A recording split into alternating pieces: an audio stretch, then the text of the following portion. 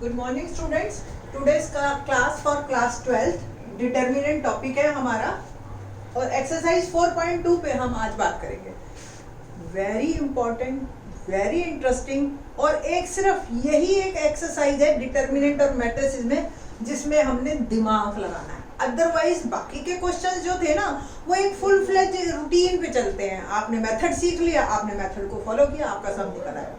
ये जो है आपको थोड़ा सा एक्सरसाइज करवाएगा दिमाग की और confirm CBSE as well as ये हरियाणा बोर्ड, ये 4 नंबर का क्वेश्चन कंफर्म आना ही आना है। Very important one.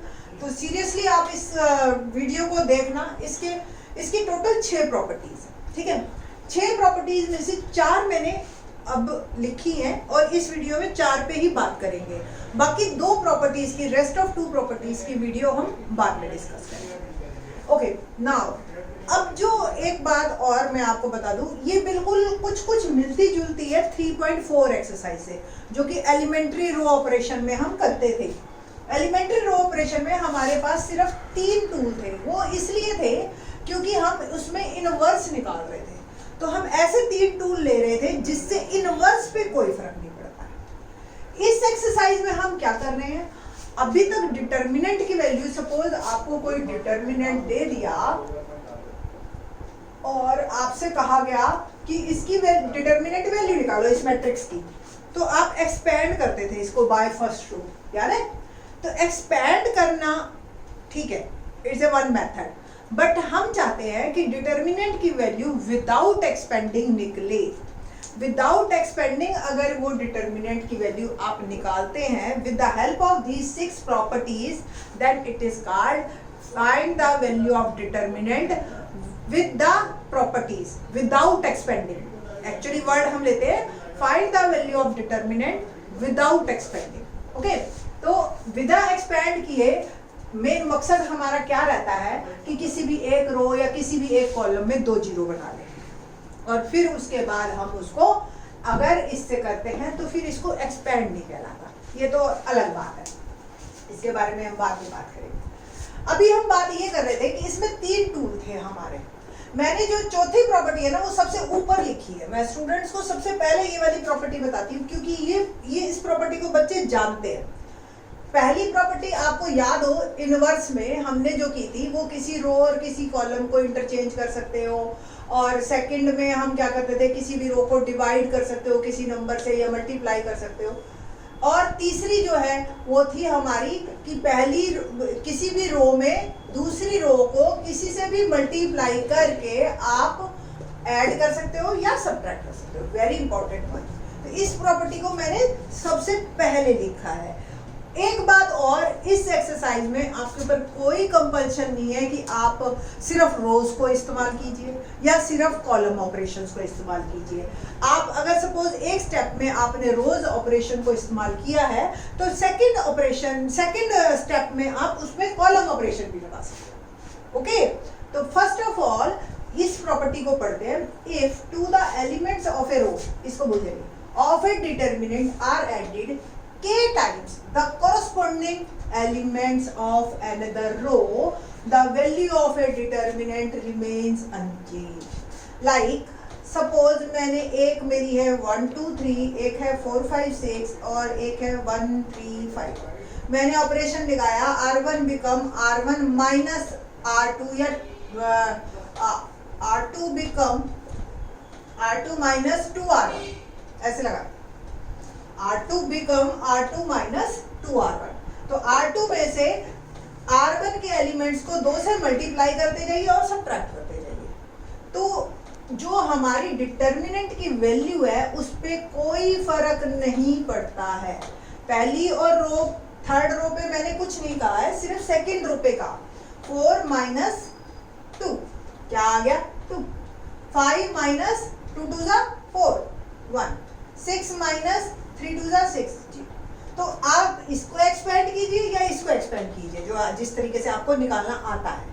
डिटर्मिनेंट की वैल्यू पे कोई फर्क नहीं पड़ेगा। तो ये ऑपरेशन आप बड़े आराम से लगा सकते हैं। सेम इसी चीज को आप कॉलम से भी कर सकते थे। अब इसी प्रॉपर्टी को आप पढ़ो, रो वर्ड हटा के column. if to the elements of a column of a determinant are added k times the corresponding element of another column, the value of determinant remains unchanged. Okay, तो जैसे अब सपोज इसी में मैंने ऑपरेशन लगाया, C1 become C1 minus C2, ठीक है, तो C1 में मैंने चेंज किया 1 माइनस 2, ठीक है, -1, 4 माइनस 5 -1, 1 माइनस 3 -2, ठीक है, तो डिटर्मिनेंट की वैल्यू पे कोई फर्क नहीं पड़ेगा, इसकी और इसकी सेम, ठीक। तो आप रोज भी लगा सकते हो, कॉलम भी लगा सकते हो। ये प्रॉपर्टी मैंने इसलिए पहला फर्स्ट नंबर पे लिखी, दैट्स वाई ये आप जानते हैं, ये आप अच्छी तरह से कर चुके हैं, क्योंकि यही आप 3.4 में बहुत बार करते थे, ठीक है। अब हम बात करते हैं सेकंड प्रॉपर्टी। सेकंड प्रॉपर्टी कहता है कि if rows and columns of a determinant are interchanged its value remains unaltered. What does it means? आप देखिए रोज और कॉलम यानी कि ट्रांसपोज। सपोज कोई डिटर्मिनेंट है मेरे पास 1 2 3 ABC, मैं जान करके न्यूमरल और साथ में ले रही हूँ 4 5 6, इसकी जो भी वैल्यू आएगी, अगर सपोज मैं इसका ट्रांसपोज ले लेती हूँ, आगे हमारे क्वेश्चन में ये चीजें आएंगी तो हम बात करेंगे ABC 4 5 6, इन दोनों के डिटर्मिनेंट वैल्यू पे कोई फर्क नहीं पड़ेगा आपको। जैसे अगर आपने थोड़ा सा 4.3 4.4 के बारे में कुछ जानते होंगे अगर आप, तो आपको क्लियर है कि आप किसी भी रो को एक्सपेंड करो, आंसर डिटर्मिनेंट की सेम आती है, किसी भी कॉलम को एक्सपेंड करो तो भी सेम, तो इसमें और इसमें वैसे ही कोई फर्क नहीं है ना। दैट्स वाई ये कहा गया कि रोज और कॉलम्स को इंटरचेंज करें। इट मीन्स अगर आपको एक वन वर्ड में ले, तो अगर आप किसी डिटर्मिनेंट की वैल्यू निकालो या उसके ट्रांसपोज की निकालो, इट्स रिमेन्स सेम, कोई फर्क नहीं है। तो ये second property quite easy one, और ये हमारे काम आएगी बहुत ज्यादा, ठीक। तो ये second. Third, if two rows और of a determinant are identical, ये बड़ी ही इंटरेस्टिंग है और बहुत बहुत बहुत काम आएगी। देखिए कैसे, एक सपोज मैंने 1 2 3 1 3 4 और ये लिख दिया मैंने 6 3 और एक ही 1 2, ये सेम लिखी, दोनों सेम है। कहता है इफ टू रोज या कोई दो column of a determinant are identical, ये आइडेंटिकल दिखाई दे रहे हैं आपको। अब आप इसको एक्सपेंड करो, इसकी वैल्यू 0 है। पहला एक तरीका तो मैं आपको एक्सपेंड करके दिखाऊंगी, दूसरा तरीका मैं with the help of properties भी इसको प्रूव कर सकती हूँ। पहले एक्सपेंड करके देखते हैं। देखिए जी, 1 से एक्सपेंड किया मैंने इसको, याद है ना, 3 3 जा 9 -4 2 जा 8, ठीक है ना, ऐसे दिस माइनस दिस, ये पोजीशन माइनस वाली है, -2, जिस रो जिस कॉलम में कैंसल, 6 4 1 3, तो दिस 6 3 जा 18 -4 1 जा 4 +3, क्या करेंगे हम, जिस रो जिस कॉलम में कट किया, दिस माइनस दिस, 6 2 जा 12 -3, ठीक है। इसको मैं 1 माइनस, देखिए 2 और 18 में से 4 गया, कितना होता है 40, 12 में से 3 गया 9 और ये 3, ठीक है। तो 1 माइनस 14 2 जा 28 और 9 3 जा 27, तो -28 + 28, 0 आ गया।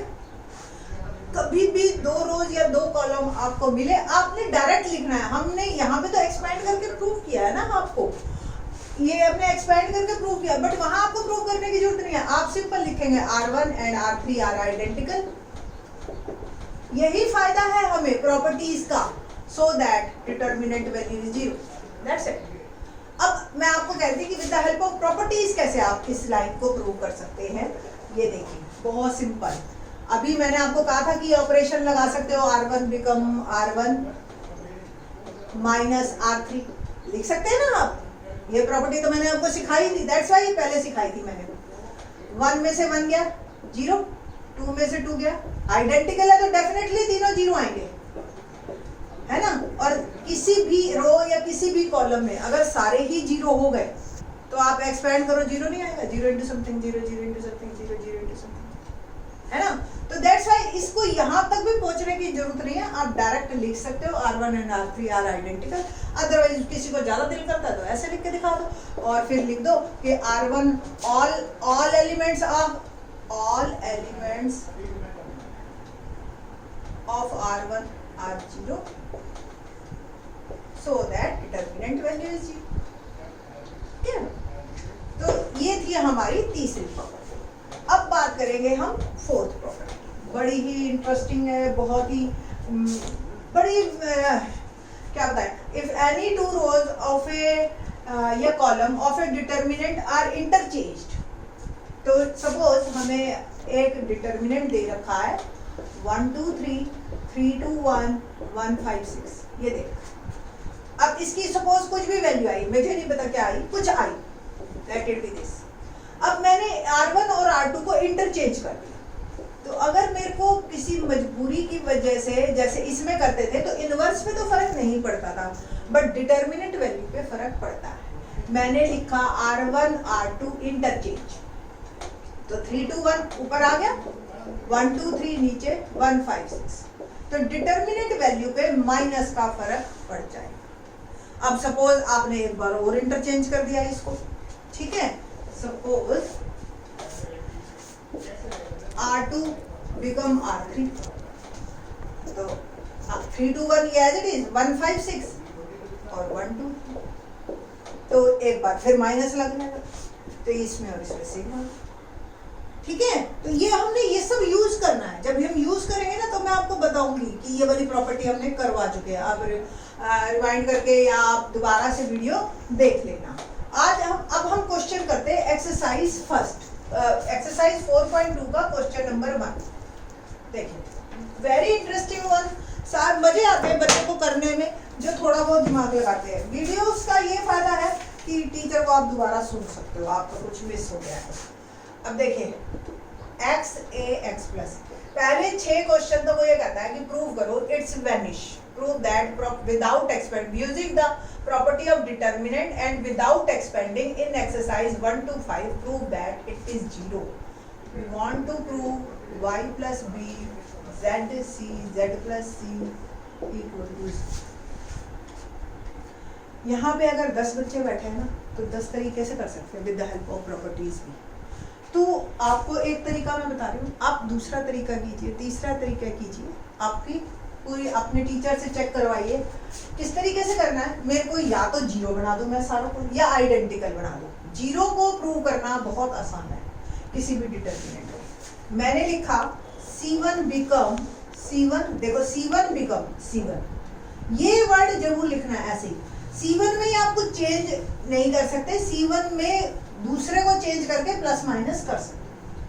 C1 plus C2 minus C3, क्या बनाया, एला कॉलम बिकम, ये दोनों प्लस और इसको माइनस, देखिए क्या बना, x plus a minus x plus y plus b minus y plus z plus c minus z plus, ये एज इट इज और ये एज इट इज। अब देखिए ये x plus a minus x plus a आ रहा है 0 0 0 0, a b c x plus a y plus b z plus c. आप क्या लिख देंगे, all the elements of C1 are 0 so that determinant value is। एक तरीका ये है, कोई बच्चा ऐसा भी लिख सकता है C1 plus C2 C3 minus ना, तो x plus a y plus b z plus c, ये एज इट इज, इसको आपने कुछ नहीं किया है ना। अब देखिए आइडेंटिकल हो गया, आपने क्या लिखना है, C1 and C3 are identical so that determinant value है ना, इजी। तो ये इस तरीके से क्वेश्चन है आपका। एक और क्वेश्चन देखते हैं, फिर उसके बाद आपको नेक्स्ट वीडियो में बताएंगे। एक क्वेश्चन और देखिए इसी से रिलेटेड, बड़े ही छोटे छोटे क्वेश्चंस हैं, आपको 4 मार्क पूरा देंगे ये, और कुछ बहुत ज्यादा दिमाग नहीं लगाना। देखिए question a minus b, second question b minus c, c minus b minus c, c minus a minus c minus ठीक है, देखो अब ध्यान से देखो, C1 बिकम R1 भी कर सकते हो आप, R1 से कर देते हैं, R1 देखो ना ये सिमेट्रिकल है, तो ये C1 R1 एक जैसा चलेगा, R1 plus R2 plus R, करें add, A minus b plus b minus c plus c minus zero. देख लो एक और आपका दिल कर रहा है, सारे में करना है।